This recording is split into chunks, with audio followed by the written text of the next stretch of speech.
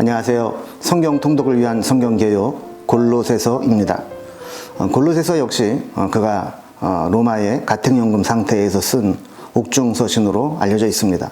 에베소서, 빌립보서, 골로새서, 빌레몬서 이 네 개의 옥중서신에 들어가 있는 것이죠.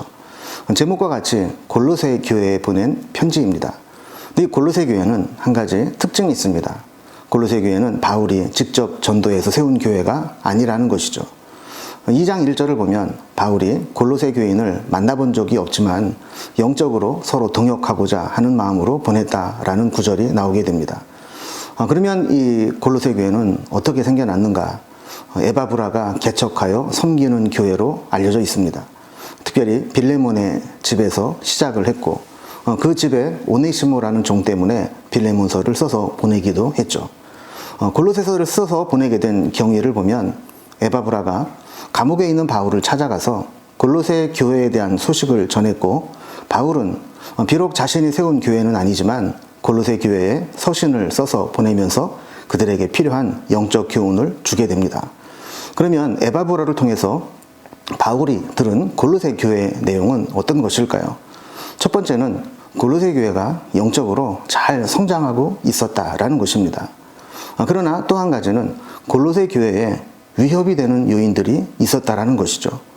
이 위협이 되는 요인들은 크게 두 가지인데 하나는 복음을 받아들이기 이전의 삶으로 다시 회귀하고 있다. 삶에 대한 문제이고 두 번째는 다신론과 영지주의 그리고 율법주의의 압박을 받고 있다.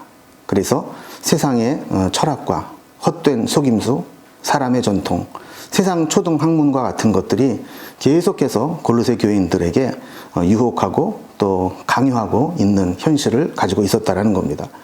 여기에 대한 답장과 믿음을 격려하기 위해 쓴 서신이 골로새서입니다. 그러면 바울은 어떻게 이 문제에 대해서 해결책을 제시하고 있는가? 이 교회의 모든 문제는 기독론이 흔들리기 때문에 삶의 문제도 예전의 삶으로 돌아가려고 했고 또 교리적으로도 흔들리게 되었다라고 판단한 바울은 이 문제를 해결하는 해법으로 기독론을 확실하게 가르쳐주는 것과 그리고 그 기독론 속에서 삶을 재정립하는 것으로 보고 있습니다. 그래서 에베소서와 함께 골로새서는 기독론에 대해서 분명하고 정확하게 정리해주고 있는데 그런 면에서 에베소서와 쌍둥이 서신이라 내용적으로 분류하고 있습니다.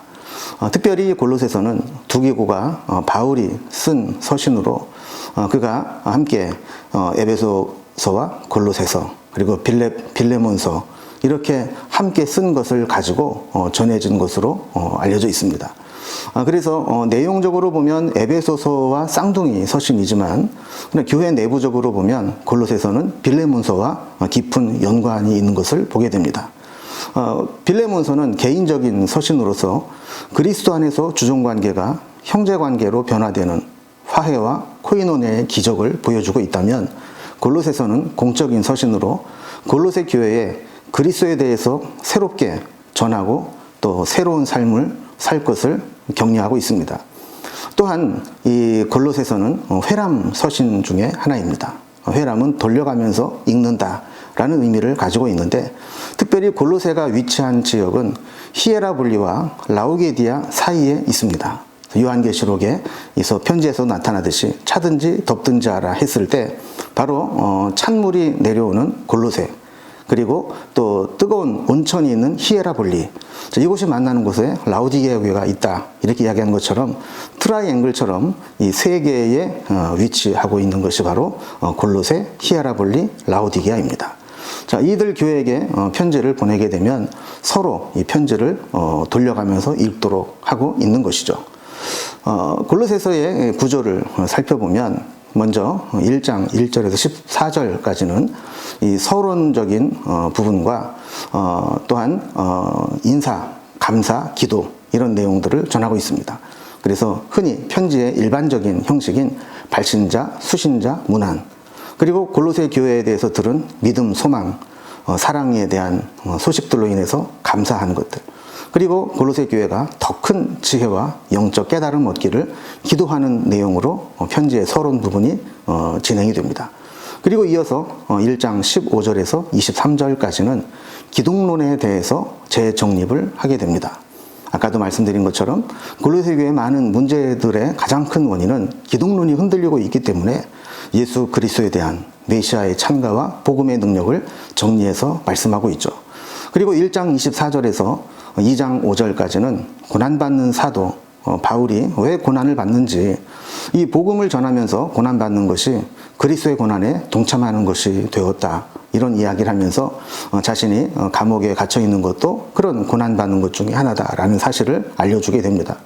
그리고 2장 6절에서 23절까지는 골로새 교인들이 예수님으로부터 돌아서라고 하는 압박을 받고 있다라고 전해들은 것에 대한 소식을 전해줍니다.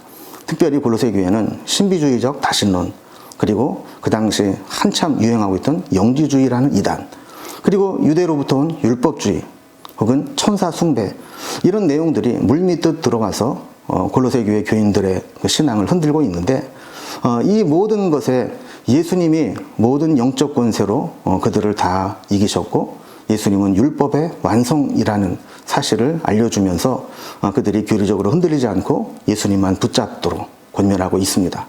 그리고 3장 1절에서 4장 6절까지는 부활로 인한 새로운 삶을 살 것을 권면합니다.